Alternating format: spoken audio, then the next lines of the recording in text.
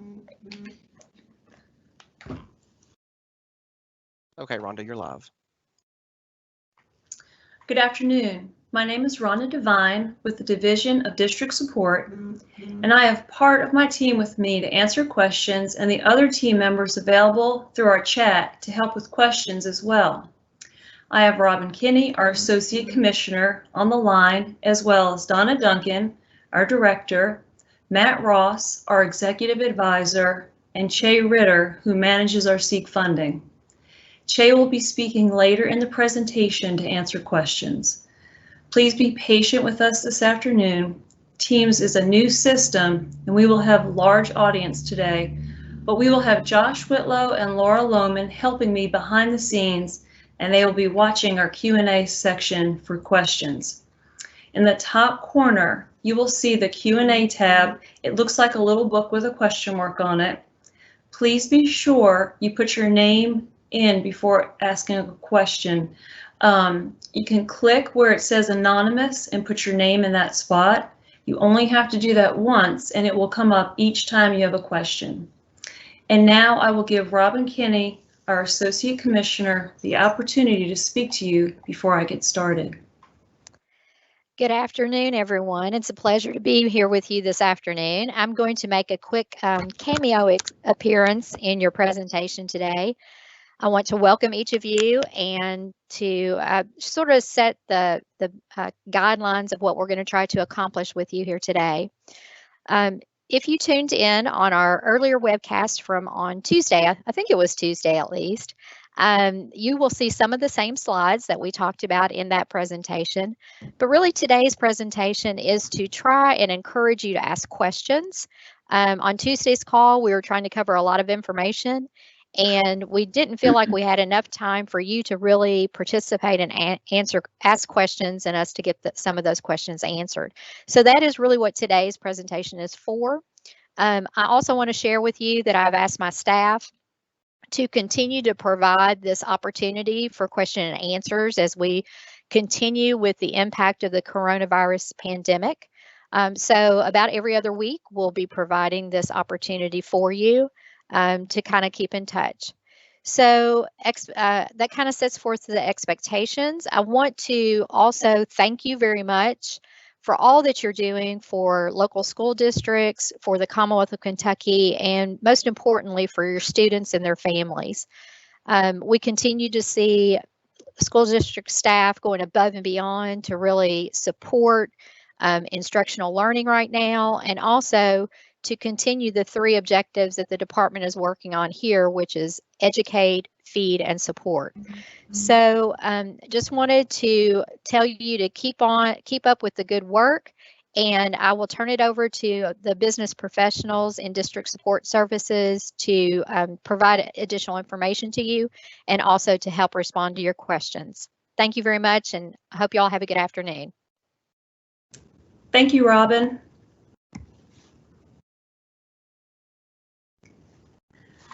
The presentation is broken into 5 categories, and I will take questions at the end of each category and at the end of the presentation. Most of this information was already covered on Tuesday, so I'm not going to rehash the same points, but try and dig a little deeper into the things that you may not know or need clarity on. First, we'll talk about NTI days. As we discussed on Tuesday, NTI instructional minutes traditionally followed the instructional minutes in the school schedule, but now you can get 7 hours or 420 minutes for each NTI day. And I wanted to make sure everyone knows this applies to all NTI days, even the ones prior to March 16th. I added a link to the NTI guidance manual that I sent last week, along with the frequently asked questions for our branch. We will add questions from today's session to that document as well.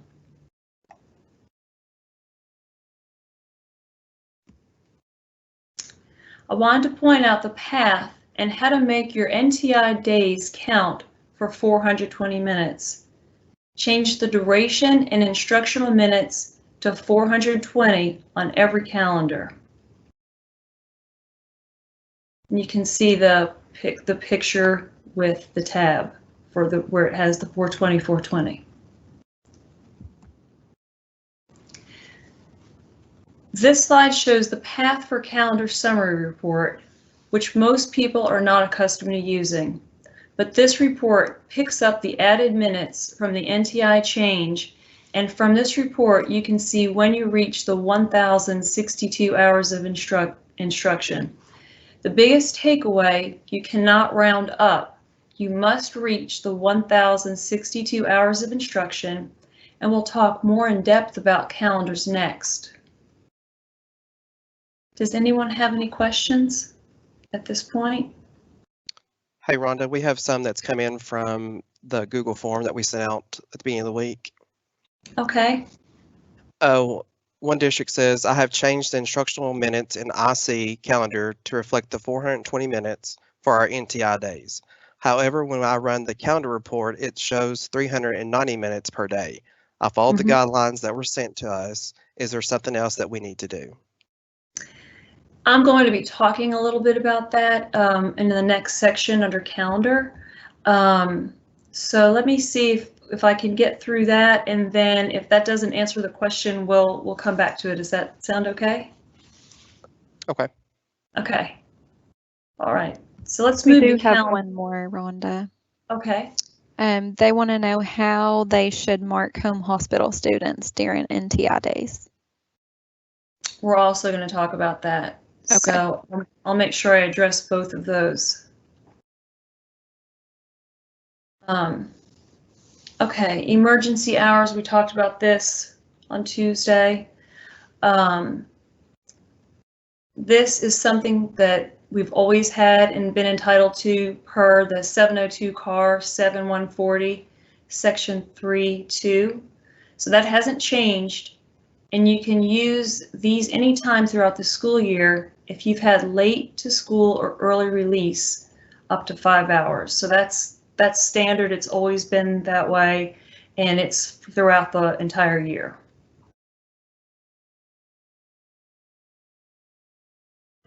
Variable instruction calendar, and I think this was one of the questions that has been coming up quite frequently as well. The KRS 157070 section 2F gives guidance if districts want to start school Monday closest to August 26th, lengthening the school day to 7 hours, reducing the number of days required for the school year. So for example, if you started on September 8th, you could essentially have 152 days, attendance days, 7 hours of instruction each day for the students, as opposed to 170 days with shorter instruction time each day. But be aware, you will still have the 185 contract days to fulfill for your certified and classified staff. And this also to take in consideration, it may take away time from teachers taking summer classes or professional development or even grad studies. So I did want to make note of this because I think some districts are considering it for next year.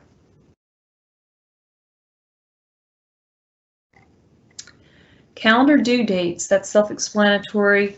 I did want to discuss a frequent question that I've been getting. Many want to talk about changes in the original calendars for next year, as far as new types of classroom schedules that they've been hearing about, or NTI at the beginning of the year.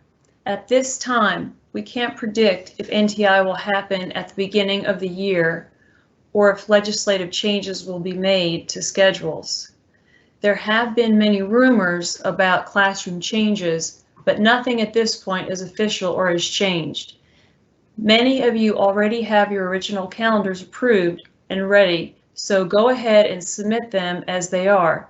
If we have official changes prior to the school year, we will let you know immediately and send out guidance, and may even meet together for another Teams meeting.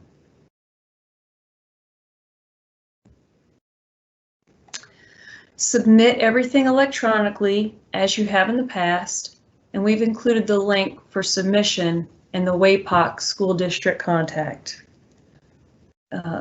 list.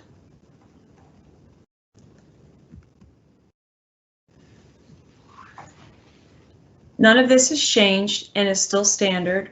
Remember, the 170-day minimum would be in effect for the 2021 school year. So Senate Bill 177 was just for this school year. And a frequent question has been asked if we will have more than 10 NTI days next year. In order for that to happen, there would need to be an order from the governor or action by the General Assembly to make any changes to the amount of NTI days allowed. So it should just be that 10 unless there's some changes made.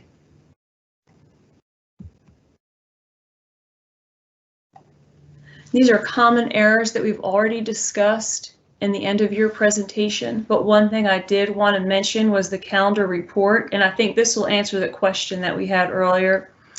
Everyone is accustomed to using the calendar report, but there's a difference between the calendar summary report and the calendar report. The calendar summary report does calculate the NTI change, but that is not the report districts send into KDE. The calendar report at this time does not reflect the new change with NTI. So we're enhancing the report with a checkbox. So if your district chooses to change the NTI days from getting 420 minutes of ADA for each day, by checking the box, it will add the extra time in to reflect the change on the calendar report. So as soon as that enhancement's complete, we will send out notification. So right now, use your calendar summary report to figure out your 1,062 hours of instruction and use the calendar report after the enhancement with the checkboxes available. I think that answered the one question. And we're going to talk about home hospital and NTI in just a few minutes. Was there anything else that you had questions at this point? We have another. Go ahead, Laura. No, you're good. We have one that says, is there a chance that IC will write a script for us for changing the NTI days to 420 minutes instead of us changing every NTI day in every calendar? At this point in time, I think the answer is no to that. I haven't heard of any enhancement other than that checkbox for the calendar summary report. So right as it stands now, no. But that is something that I can make a note of and ask Becky about. If I find anything out differently, I'll put that in the frequently asked questions and we'll get an answer for you. And that's all I have on my end, Laura. Okay. We have a couple that have came in about NTI. If my district doesn't need additional minutes, up to 420 minutes per NTI day to reach the 1,062 hours, should we still enter those additional minutes into IC? Not if you don't need them. So whatever you, it's really a district decision. You can add them and then you would have more instructional minutes, but if you don't need them, then you don't, it's not a mandatory, you don't have to do it. It's just available if you want, if you need it. Okay. And then we have one school that will be short 6 hours, but the school had one disaster day that was approved by the commissioner. Will this school be credited for the 6 hours, giving that school the 160 or the 1,062? Well, if the commissioner approved the emergency day for that school, if they had some type of emergency, sometimes we'll have, flooding or there's no electricity at one school, but the rest of the school had school, then that emergency day is put in place, and if it's approved, and they do get credit for that. That's why it's called an emergency waiver, if that's what they're talking to. And you can also email me directly and I'll just verify that for you. Okay. If our school district was going to be okay on instructional time without making the change to the 420 minutes, does the change create an additional benefit, or is it mainly there to just help districts simply reach the 1,062? It's mainly there just to help the districts reach their 1,062 hours of instruction. Okay. And again, you don't have to make the change if you don't want to. It's there in place if you need it. Okay, I think that's all the NTI questions, but we have some calendar questions. Okay. If we have some teacher equivalency days, should those be marked with the school day checkbox on those days so that the calendar summary report totals up to the full 185-day teacher contracts? It's just like any other year, so it would be a school day, not an instruction day, and then you would use the teacher equivalency or the G planning. And Josh, just correct me if I'm wrong on that, but I'm sure that's how they should mark it. Yes, that's correct. Okay. If we have already submitted and received approval for the 2021 school calendar and would like to possibly explore a later start date, would we need to resubmit a new calendar or just amend the calendar for 2021 through the board approval? I believe they have to resubmit, and that would be a really good question for their field staff. So if they could reach out to either Sheila or Ruth or Scott, but I believe they would have to resubmit their calendar. Okay. Do we need to indate T codes on March 13th, or do we complete the task like always at the end of the year? Complete the task as always at the end of the year. And then we have a request for you to repeat how many hours maximum are permitted per day with the instructional calendar, with a variable instructional calendar. 400 of the 420 minutes, 420 minutes a day. Is that or 7 hours or 420? Do they want me to go back to that slide? I think so. Okay. Is that the question? So you can have that 7 hours or 420 minutes of instruction per day, reaching that 1,062 hours of instruction. So if you were to start September 8th, and you only then you would only have to have 152 days for the students if you had 7-hour days. But you still have to have the 185 contract days for your classified and certified employees. Okay. And if is that clear? If not, you can always feel free to email me. And we have somebody who signed in late. They just said if we go 400 minutes a day, but we are now allowed 420 minutes on NTI, do we need to manually change the minutes? If they need them to reach the 1,062 hours for this year. And that's really a district decision on if they want to do that. Okay, would you encourage a district to approve the 3 emergency days for teachers if they don't already have emergency days in place? Can you repeat that? Yes. Would you encourage a district to approve the 3 emergency days for teachers if they don't already have emergency days in place? Once again, that's really a district decision. KDE really wouldn't make recommendations in that regard. Okay.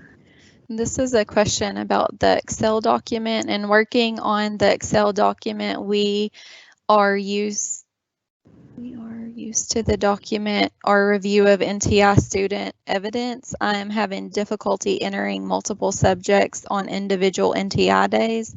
The Excel doc only allows me to include 1 subject area per day, and our NTI daily assignments cover multiple subjects. What are your guidance for dealing with this issue? That is not something that I've had any dealings with, because really what we do is we're making sure that the NTI is in our system properly for counting attendance. I believe that would be a good question for Steve Kissinger, and he is with our NTI office. So if you want to reach out to him, and then if he can't help you, then by all means email me and we'll make sure we get that answered for you.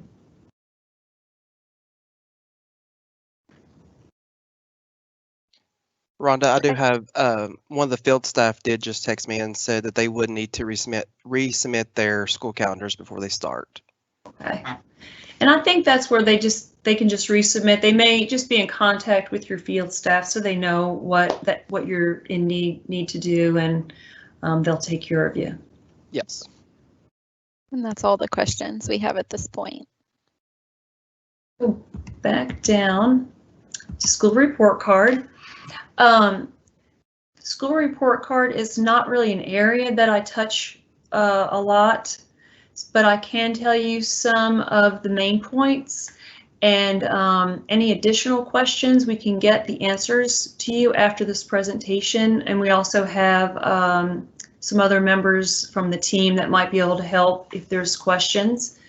And so as it states, membership will be pulled from Infinite Campus instead of SAAR. So usually that's right off the SAAR data that comes from the report. This year we're going to use Infinite Campus. Chronic absenteeism will not be reported, and finance domain review data entry is happening now. And so Jesse wanted me to make sure that I reminded everyone about that.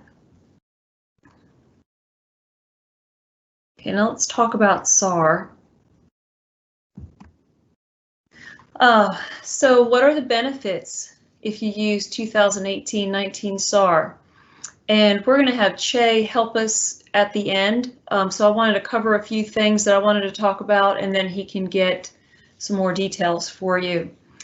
The biggest benefit that I know of really is that you can plan because your numbers are set. So you'll know what you're getting next year. You don't have to do anything. We'll pull your 18-19 SAAR and put it right in for 19-20. This may not be something that everyone has thought of, but the extra funding for home hospital is not given along with NTI. So someone had asked me about the home hospital and NTI.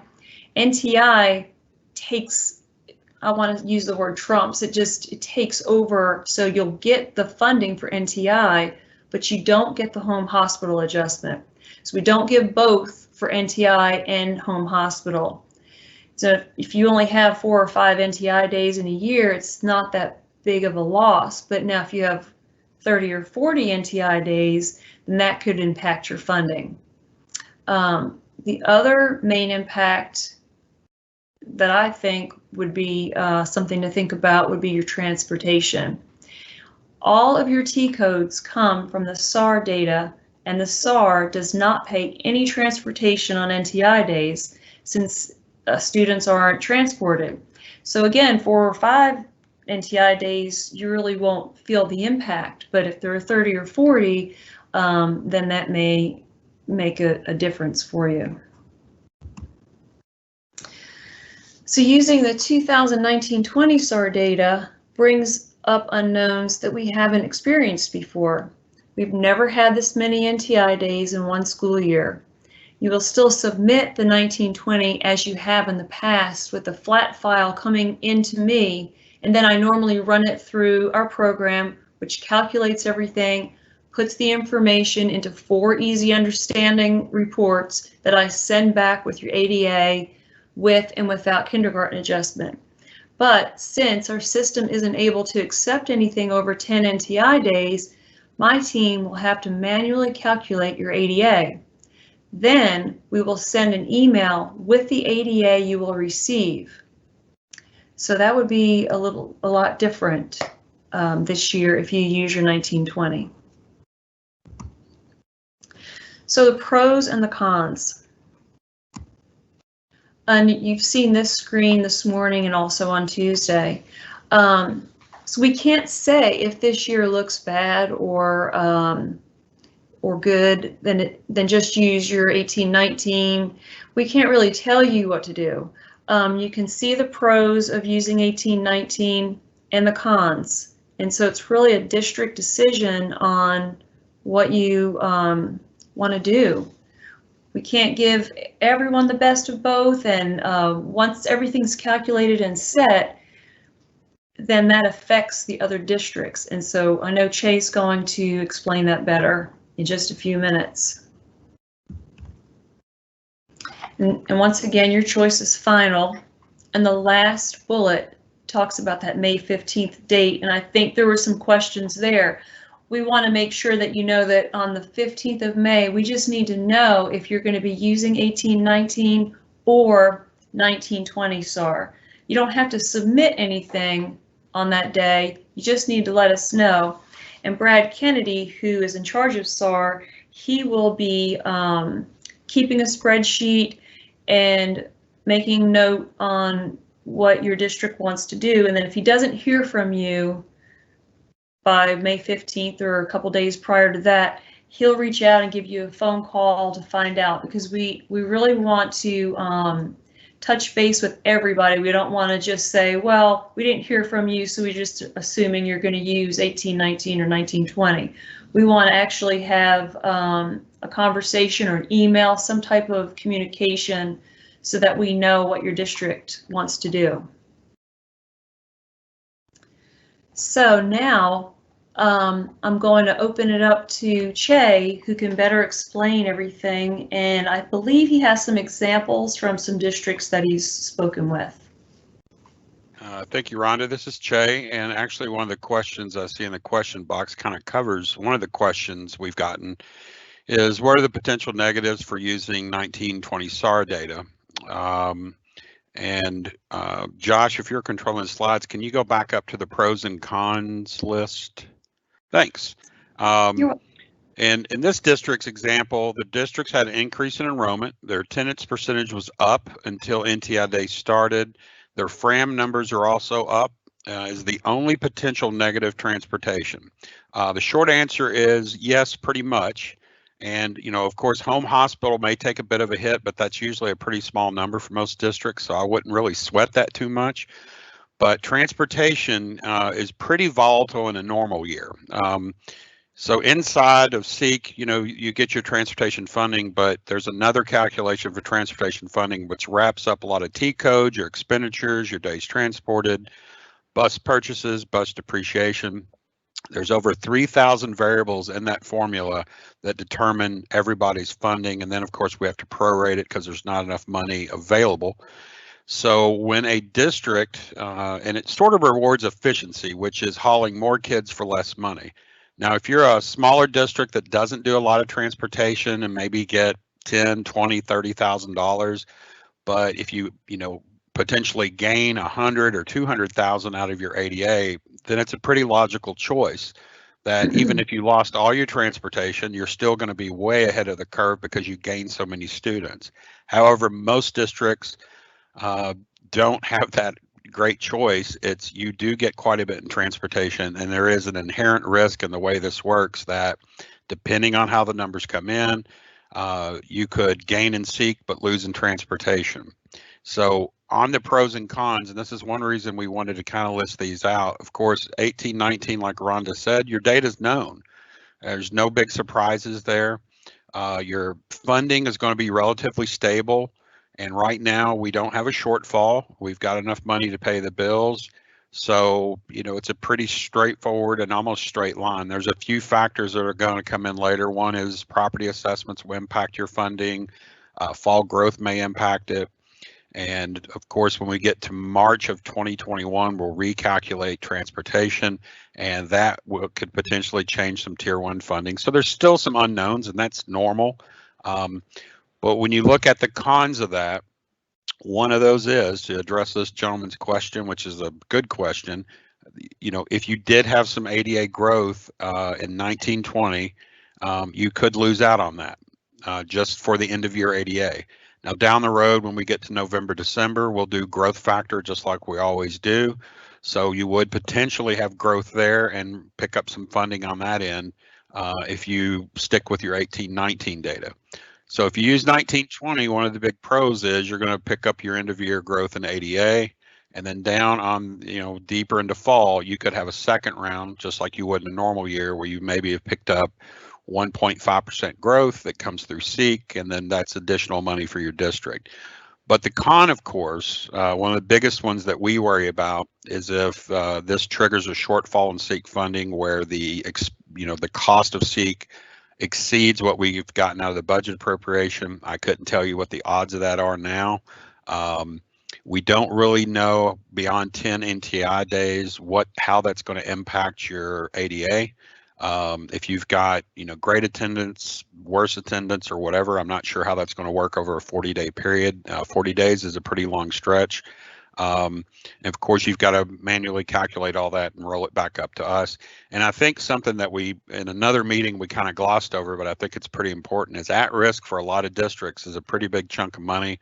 So, have you been maintaining FRAM records? And if they're updated, what do those numbers look like to you?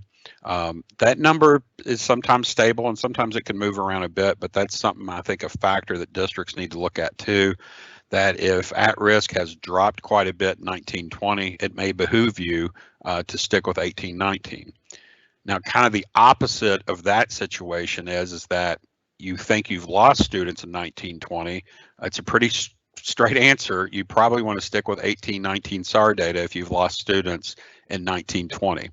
We get that. I've talked to probably 5 or 6 districts already that are pretty sure they've lost 20, 30, 40 students throughout 1920.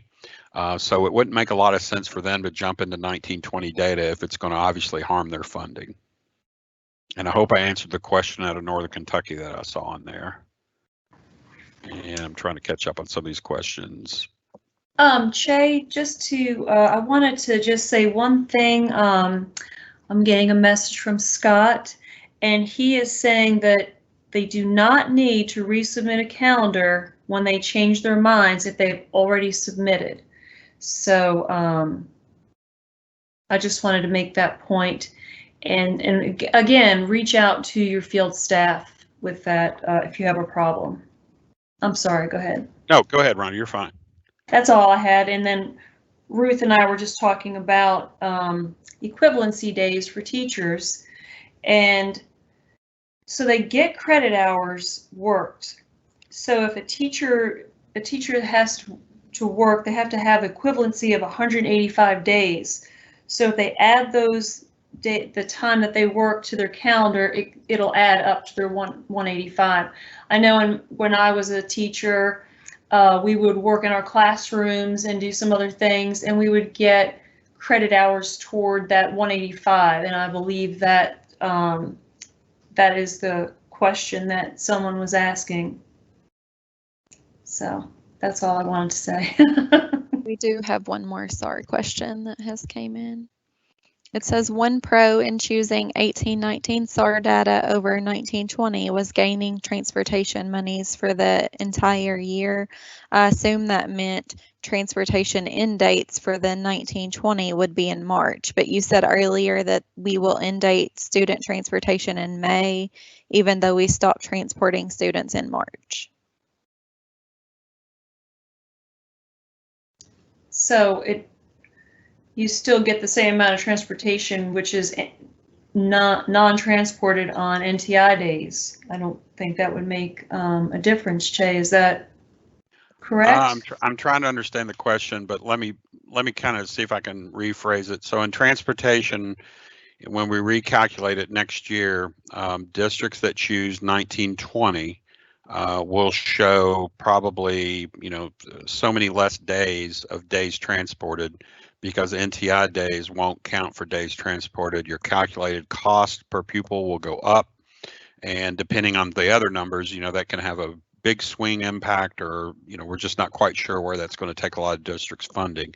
And I'm trying to read this question again. And choosing 1819 SAAR data over 1920, I think he's asking really if you end date your 1920 would be in March, but we said earlier that, yeah, I think the question gets back to when do you end date your T codes in 1920, period. And it doesn't matter. It doesn't matter, because if you do it right away or at the end, because we're we're pulling stuff after the school year's over. So. Hey, Rhonda, real quick on that.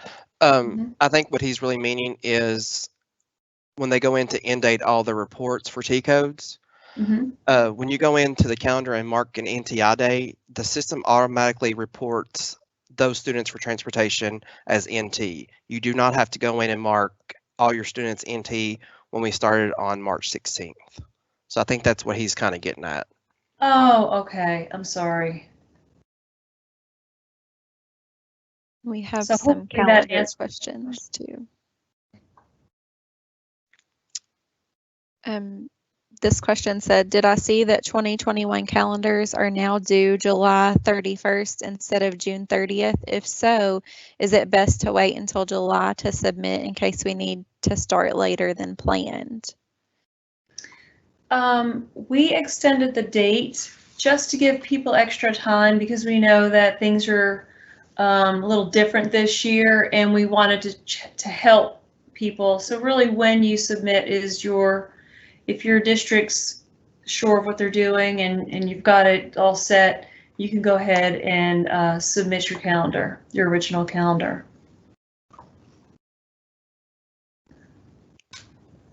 And then when do districts need to submit the application for an alternative calendar starting after Labor Day? When they say alternative calendar, do they mean starting later in because it's. I think so, because they have starting after Labor Day, like in parentheses after alternative calendar. So.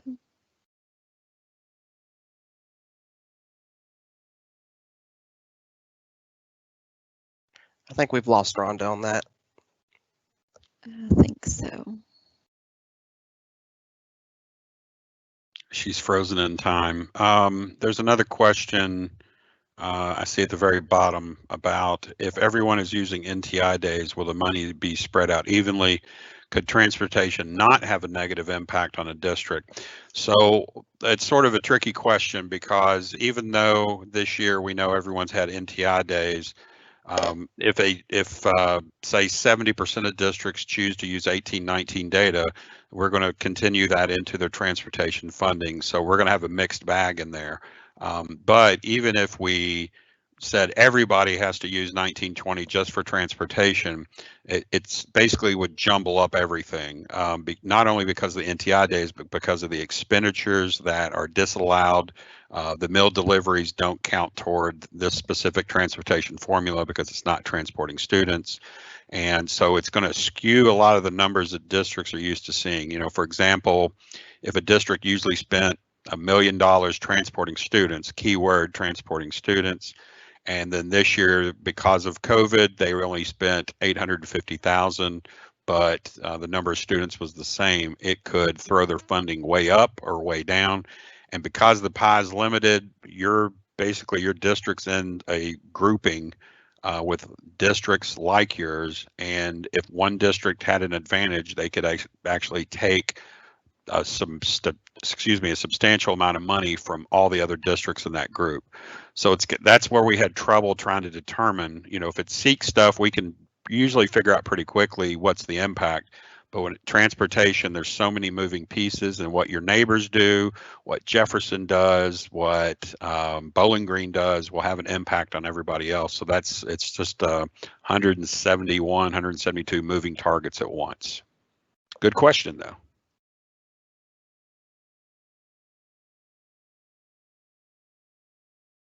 So we have another one. Just to be clear, if we choose the 18-19 data, our ADA, home hospital, and transportation funding will all be the same as last year.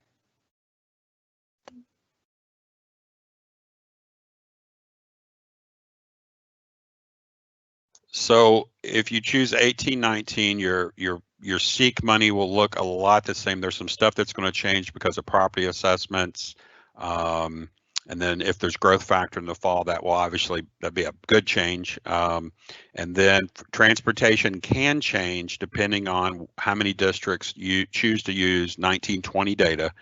For example, if one district chooses to do that, it could possibly change the funding negatively or positively, we just don't know, for other districts. Maybe not all, but our hope is that the impact will be relatively small, but we just simply don't know at this time. So if everybody chooses to use 1819, the transportation funding, we just basically leave it alone. But we know that's not the case because for some districts, choosing 1920 just makes sense for them. Hey, Jay, I have one question here. If we choose to use the 1819 SAAR, do we have to use the 1819 data for the 2021 growth factor, or would it be based on the 1920?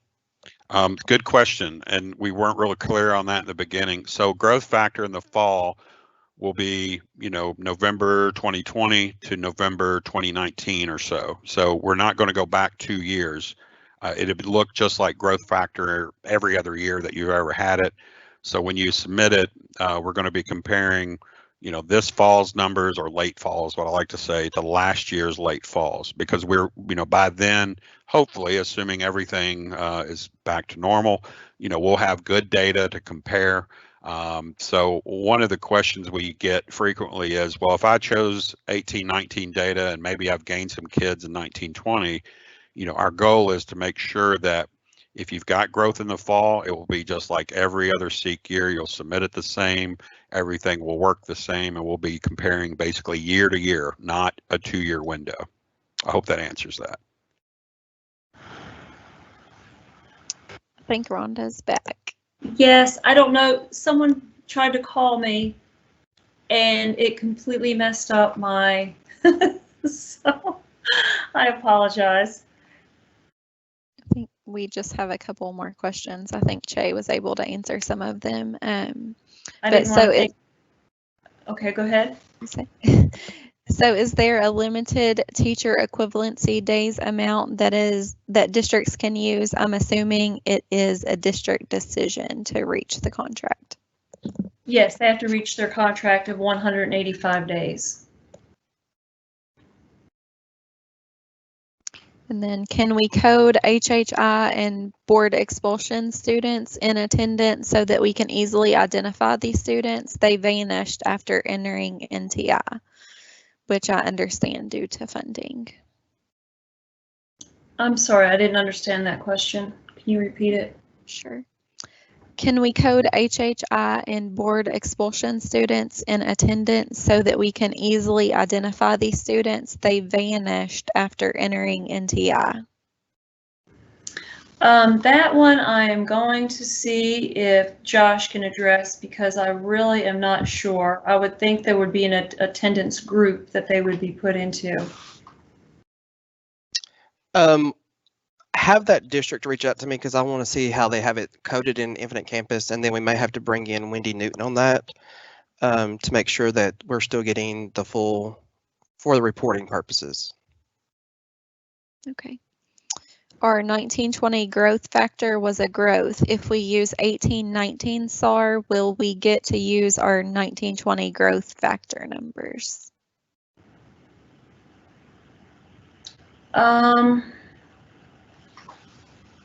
It's going to count from the 1819, because those numbers then will be brought in to the 1920, and then for the school year coming up, it's going to be growth factor to growth factor. So this year we'll then look at the growth, and it'll go back to the 1819 numbers if that's the ones that we plug in for 1920. So if you have growth for 2021, then you'll really get it. I would say you have a pretty good growth jump on that. Is that correct, Che? No, I think we just answered that actually. So we're only doing the 1 year of growth. So even if you choose 1819, that's just for your end of year ADA. Or if you choose to use 1920, that's just for your end of year ADA. And we would actually, for growth, are just only going to do just a normal 1 year window for growth. So it would be, 2021 in November, and then November of 2020, November of 2020, looking back at November of 2019. I hope that's clear, but if not, email me and I'll be glad to call you. And have any large districts notified you that they're going to use 1920 data? No, I haven't heard much yet. I do know of a handful. I'm like everybody else, they're basically discussing it right now. And he says it appears that the transportation piece almost forces you into using your 1819 data. And yeah, there's risk if you jumped into 1920, but for some districts, their growth was so large that the risk is worth it. So that's, I think, what everyone's struggling with. I've talked to some smaller districts and a few of the mid-sized ones, and I haven't really spoken to any of the super large ones yet. But as a state, as you all know, we've lost ADA. A lot of areas, I mean, just regions have lost it. So I think we're going to have quite a few that just choose to use 1819 simply because they've lost students anyway. It makes sense. But I'm not quite sure what the larger ones are going to do yet.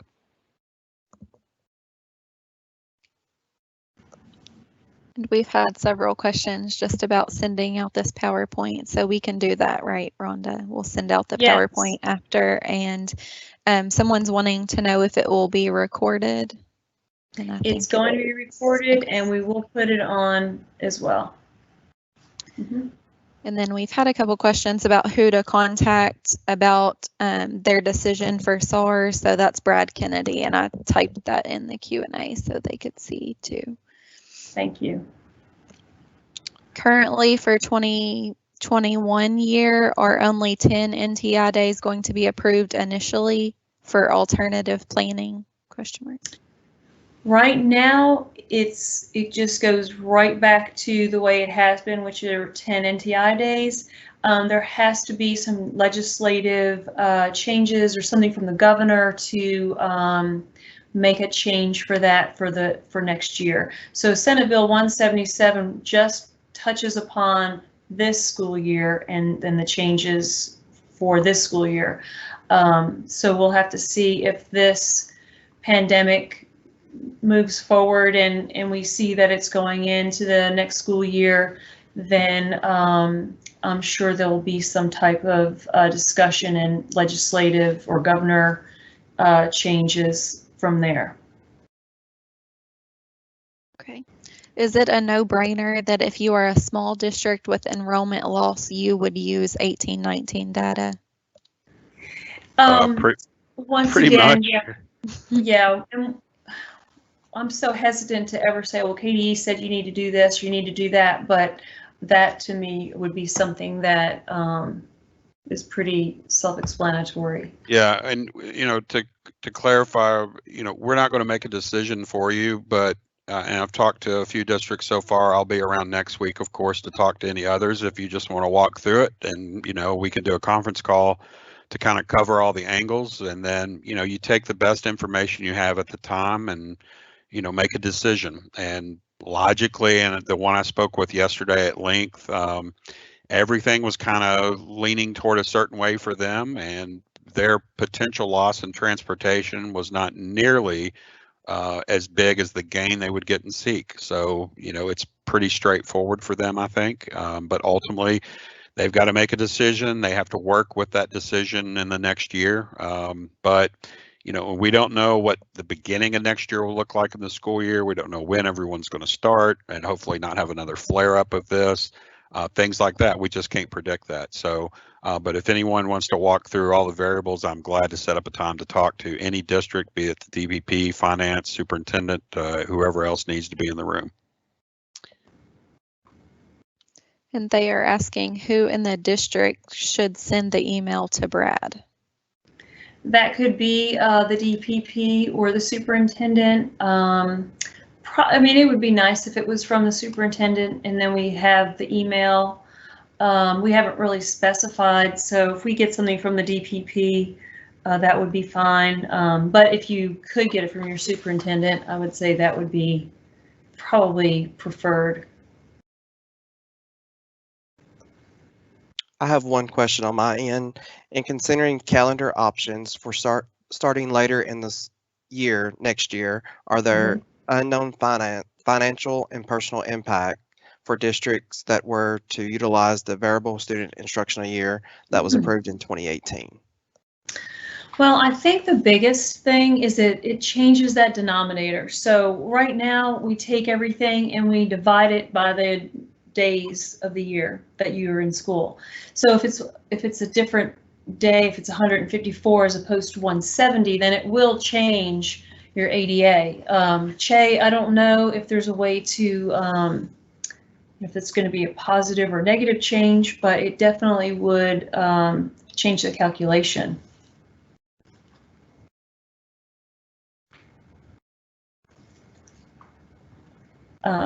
Che, do you have anything to add to that, do you think? No, I'm not sure what it would do. Okay. Do we need to caught up on questions on my end? Do we need to re-enter home hospital attendance for NTI days?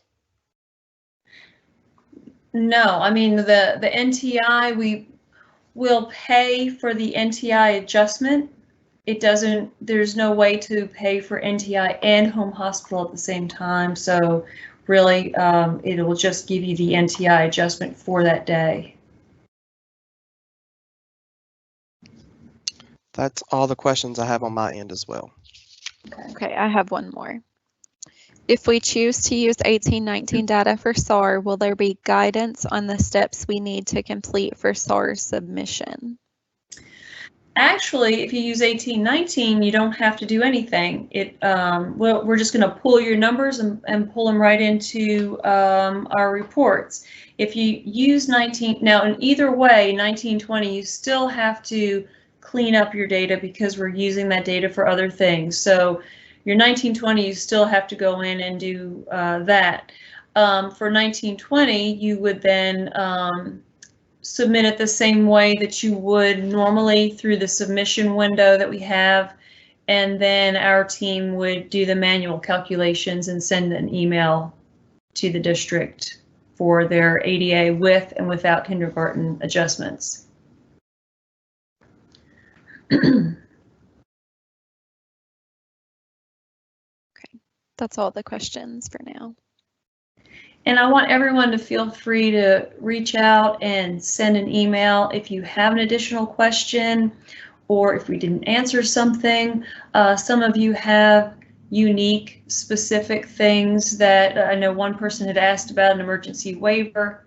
I'm actually the one that handles that. So if you call me, I can look it up. We can, I can talk to the commissioner's office and make sure everything's been approved. So if you have a question about that, then you can feel free to call me. And but we are here for you. And don't forget to reach out to your field staff. They're very knowledgeable as far as calendars and really anything else that you have questions about. We meet as a team a few days a week. So if we have anything that comes up that we need to talk about, we do, and then we can get the answer out to everyone. And of course, we have Josh that has a lot of experience with Infinite Campus, so we can hopefully meet everyone's needs, and we're here to support you. So thank you so much for tuning in this afternoon, and we hope that we've answered everything. I'd like to do this again when we get some more information that comes in that we feel like we need to get together and have a meeting. So this is our first time using the Teams for such a large audience, and we're hoping that we'll be able to do this again in the future.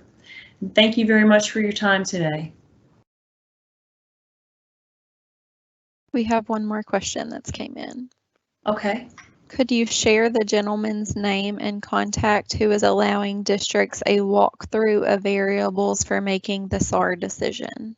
Can I give him a fake name and a wrong phone number? It's Chay Ritter, C-H-A-Y. Last name is Ritter, R-I-T-T-E-R. And I'll give you my number, 502-564-3846. And it's extension 4453. You probably have better luck email me, and the phone will ring right where I'm at. So just anytime. And next week, I'll be around all week, and we should have plenty of time to talk to anybody that just wants to kind of go through what specifically is going on in your district. because as I learned real quickly, everybody's got a different angle on this. One I spoke with, they were really looking at 1920 and changed their mind after they sat down and kind of went through all the variables. So I think it's important just to kind of look at your district specifically, and one-on-one is a really good way to do that.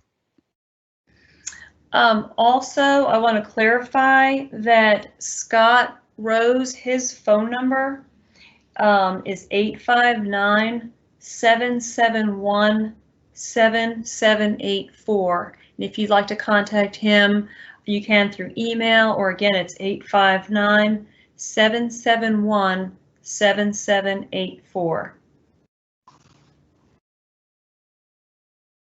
Okay, and this concludes our meeting for today. We thank you for joining us, and we hope to have another meeting again soon. Thank you.